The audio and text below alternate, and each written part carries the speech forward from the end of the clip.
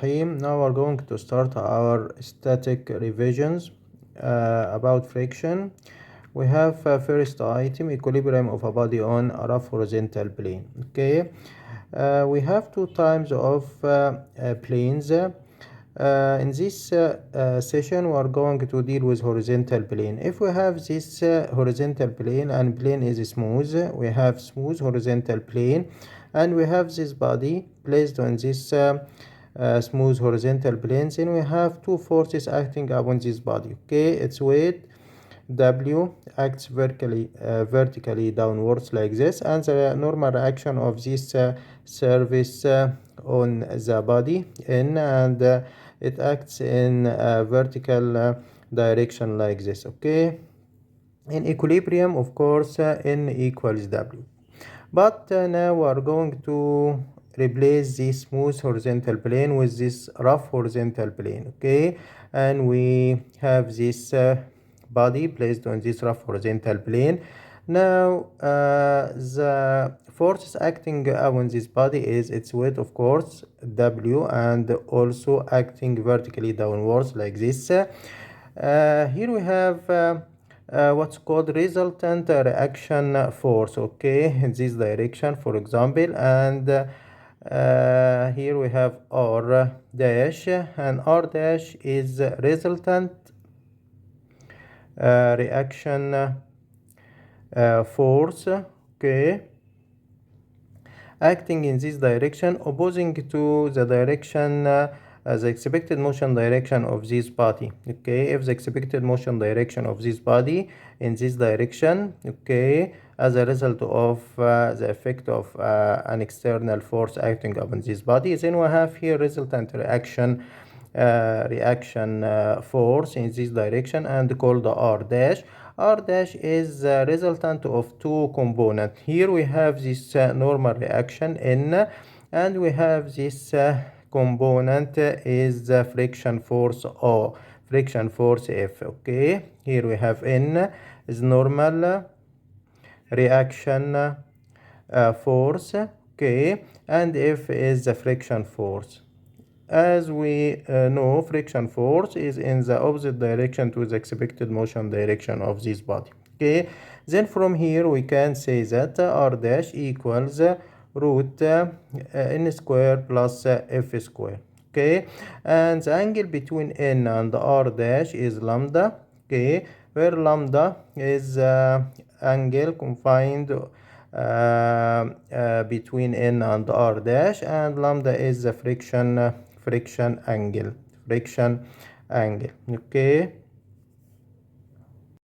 if we have an external force acting upon this body in this direction, then the expected motion direction of this body is in the same direction of the acting force in this direction as we assumed. Okay, in opposite direction we have friction force F generated. Okay, as the external force increases, the friction force increases as well. Okay, until we have friction force equals Fs, limiting friction force. In this time, on this moment, the body is about to move. Okay, it's still in equilibrium, but it's about to move when friction force equals limiting friction force, and limiting friction force if S equals mu S times N in this case. Okay, then when the body is about to move or the status of the body is limiting, okay, limiting friction force is reached, then we have R dash equals, as we said, root n square plus f square. Then we'll substitute here n square plus mu S n all squared. Okay, then this equals n root 1 plus mu S square. Okay, as mu S is static friction force between the body and this rough horizontal plane. Okay, and we'll explain it widely later, inshallah. Okay, then we have R dash equals n root 1 plus mu S square, and R dash belongs to the closed interval n and n root 1 plus mu S squared. Okay, then the lowest value of r dash is n, and the greatest value is this quantity. Okay, here, as we said, if the body is about to move, is the body is about to move, or the friction force equals limiting friction force, then we have mu s equals tan lambda. Okay, static friction force between the body and the horizontal plane equals tan the friction angle. Okay, and this friction angle between the body and the horizontal plane, and this angle lambda is the angle confined between n normal reaction and resultant reaction force. Now we have to discuss the friction force. Friction force is the force generated in opposite direction to the expected motion direction of any body due to the friction between the body and this rough horizontal plane in our case now. Okay, due to the existence of projections in both in the horizontal plane and in the body itself. Okay, due to this friction, we have generated friction force in opposite direction to the expected motion direction. Then if we have this rough horizontal plane and this rough, and we have this body, the force acting on this body is its weight W. We have here also normal reaction force, and we if we have an external acting force, for example B in this direction, then the expected motion direction of this body in the direction of the acting force B. In this opposite direction to the expected motion direction, we have here F friction force. Okay, and as we said before, the resultant of N and F is R dash. Okay, resultant reaction force, and the angle between N and R dash is lambda, is the friction angle. Okay, as we said before, as B increases, okay, F increases as well until F equals Fs. At this time the body is about to move, and friction force converted to limiting friction force. Okay, the body is still in equilibrium, but it's about to move. Okay, then if B still increasing again, okay, then F is greater than Fs, and the body is moving. In this case is moving. Okay, then we have here three cases. First one, when B is less than Fs, okay, B is less than limiting friction force, then here the body is at rest, okay, and not about to move or not moving. Okay, when B, okay, equals Fs, then friction force also equals Fs, then the body is about to move. Okay, here of course it's clear that B is the resultant force in this direction. If we have more than one force acting in this direction, the resultant of this direction, the direction of expected motion, is called B. Okay, here summation of B and here summation of B. Okay, then if B equals Fs, then the body is about to move but still in equilibrium state.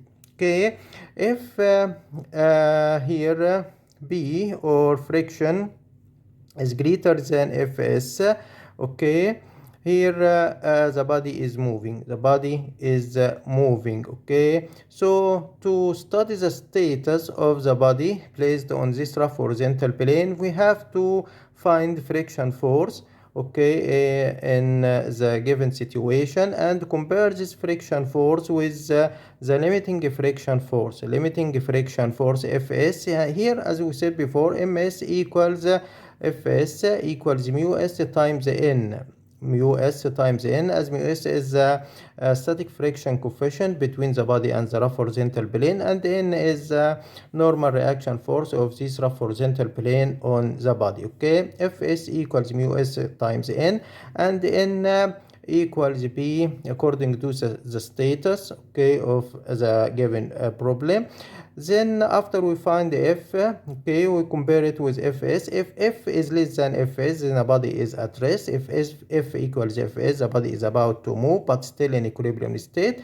If f is greater than fs, then the body is moving, already moving on the horizontal plane. Okay, here we have to say if the body is moving, then mu s converted to what's called mu k, kinetic friction coefficient between the body and the rough horizontal plane, and always ms is greater than mk. ms greater than mk, static friction coefficient, greater than kinetic friction coefficient.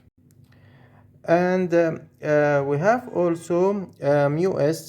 The value of mu s is between 0, okay, and 1. Okay, ms is greater than 0 and 1, or less than or equal to 1. Okay, when mu s equals here we don't use greater than or equals to, as we are dealing with friction with a rough horizontal plane. Then we have friction force, and mu s is greater than 0. If we used equals here, then this means mu s may be equal to 0. Then there is no friction between the body and the horizontal plane. The plane is smooth in this case, but in our topic we are dealing with rough horizontal plane. Then mu s is not equal to 0. Mu s is greater than 0 and less than or equal to 1. Okay, also here if we have this example, we have a body placed on this rough horizontal plane. Okay, then the limit of friction force included between here we have 0 and fs. Okay, as lowest value of friction force is 0, okay, but not included in this interval as we are dealing with rough horizontal plane. Okay, and the maximum magnitude of f is the limiting friction force when the body is about to move. Okay, this is used also if we don't have a clear value or magnitude of the external acting force. If B is given in the problem, then we can find if is belong to or included in this closed interval B and Fs.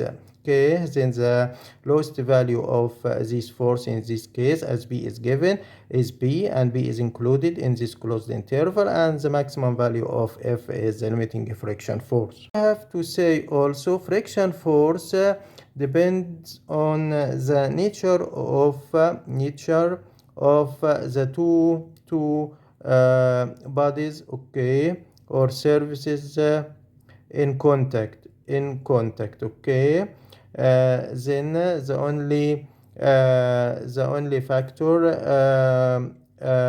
affecting the friction force is the nature of the two bodies, okay, in contact. Okay, we don't take into consideration the shape of the body or the area or whatever, but the only factor acting or affecting the friction force between two surfaces is the nature of these two bodies. Okay, here we have also mu s sometimes equals to 1 or greater than 1 when we are using lubricant, for example, or any external material, okay, or lubricating surface, just to facilitate the to ease the friction, okay, or reduce the friction between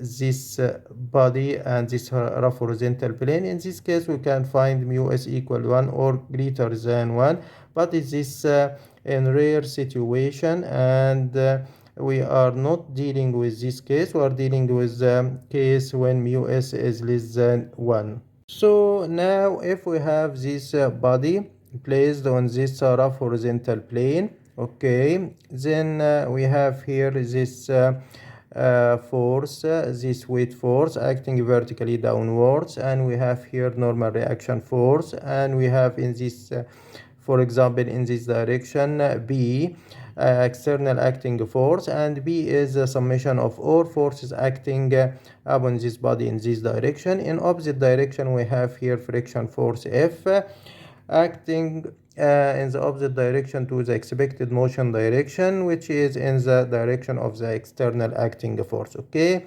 here if it said that the body is in equilibrium, okay, or the body is about to move, then it's in equilibrium as well. Okay, here we have two equations of equilibrium. Okay, we have to apply in this case. Okay, summation of the forces in x direction equals 0, and summation of forces in y direction equals 0. Okay, if we assume this direction horizontal direction x and we have vertical direction y, then we have to find the sum of the component of all acting forces in x direction, and the summation of this component equals 0, and also in y direction equals 0. Okay, these two conditions must be fulfilled in a situation of the body is in equilibrium. Okay, and vice versa, if these two conditions are existed, then the body is in equilibrium. Okay, then we have here if we have for example we have this body, okay, and we have for example two forces F1 and F2 acting in this body in its plane. Okay, we have the weight of this body acting vertically downwards like this, and we have here the normal reaction of the surface, graph horizontal surface or plane on this body R. Okay, then to apply this condition, we have first to find the resultant of these two forces F1 F2, for example in this direction FR. Okay, where FR equals root F1 square plus F2 square plus 2 F1 F2 cosine alpha. Okay, where alpha is the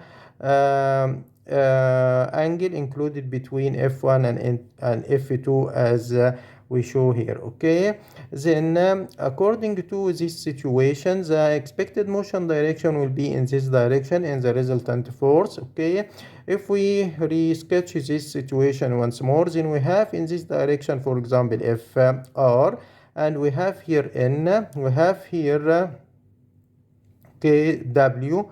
Okay, then in this expected motion direction in this direction, then in opposite direction here we have this friction force, friction here, friction force F.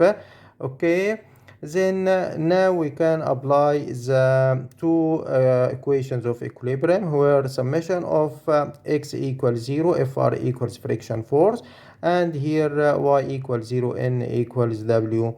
Okay, also we have to say that if we have this body placed on this rough horizontal plane, okay, also as we said we have here W and we have normal reaction force, and this inclined force B inclined to horizontal with for example an angle of measure theta, then we have to find the component of this acting force in two directions, x direction and y direction, to be able to apply this equilibrium equation if the body is in equilibrium or the body is about to move. Then we have to resolve this B into two orthogonal component. Here we have B cosine theta and we have here B sine theta. Okay, then the expected motion direction in this direction, here we have F in opposite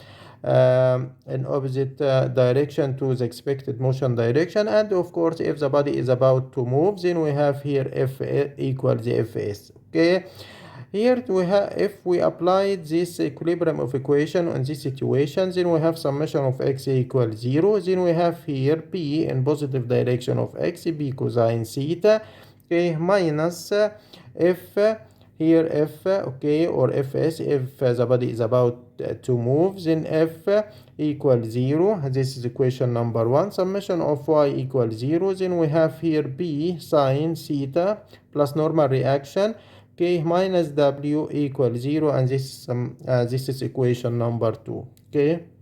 I have another remark here relating to the solution or solving of this kind of problem when the body is placed on a rough horizontal plane. For example, if we have this rough horizontal plane and we have this body placed on this plane, okay, we have the acting force, or the this body is affected by three forces, okay. Its weight here, W, acting vertically downwards.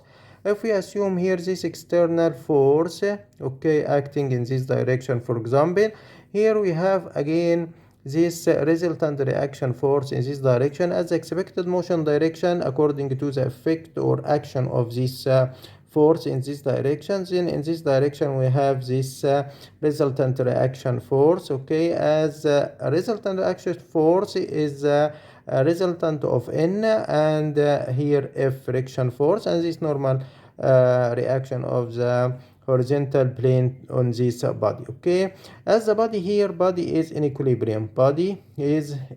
equilibrium, state or about to move, then we can apply Lami's rule, okay. Lambda rule is we have here W over sine of the angle between the other two forces between B and R dash. Then we have here sine this angle, okay, equals, for example, if we assume this external force inclined to horizontal with theta, we have here lambda, the friction angle between N normal reaction force and resultant reaction force. Then we have here W over sine this angle between B and R dash, here 90 minus theta minus lambda, okay. And here we have 90 minus theta, and we'll add lambda, okay. This is equals R dash divided by sine the angle between B and W, okay. We have 90 plus theta, and this equals B divided by sine the angle included between R dash and W. We have here 180 minus lambda, okay. Then by using the rules of sine and cosine, 90 or 180 plus or minus any other angles, then we have here W over cosine theta minus lambda. This equals R dash over cosine theta, okay. This is equals B over sine lambda, okay. Here we have to say that in this conversion from this value to this value, we have here 90. As we said during explanation, if we have 90 or 270, okay, then sine must be converted to cosine, or cosine to sine, or tan to cotan, and vice versa, okay. Then we have sine, and we have 90 plus or minus any other angle. Then we have sine to be converted to cosine, and according to the quadrant which is this angle included or placed, we have to find the sign here, if we have here positive or negative. As we have here first quadrant, okay, then we have positive, sign is positive in this quadrant, then we have positive cosine this angle.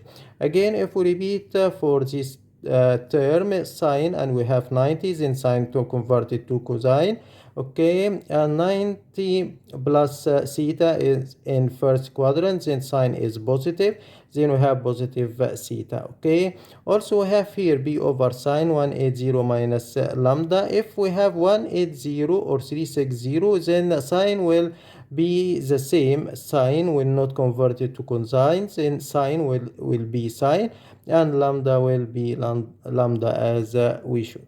Now we have to move to steps of solution of the problems of bodies placed on rough horizontal plane, okay. First we have to identify two perpendicular or orthogonal direction x and y. Okay, we'll assume x is horizontal and y is vertical direction. Okay, number two, we have to identify all forces acting upon this body, upon the body. Okay, okay, for example weight. Okay, normal reaction, resultant reaction force. Okay, friction force. Okay, external forces acting upon this body. Okay, number three, we have to resolve all these forces, okay, in x and y directions.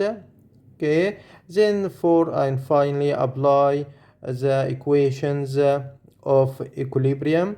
Okay, we have summation of the component of all these forces in x direction equals 0 and in y direction equals 0 as well.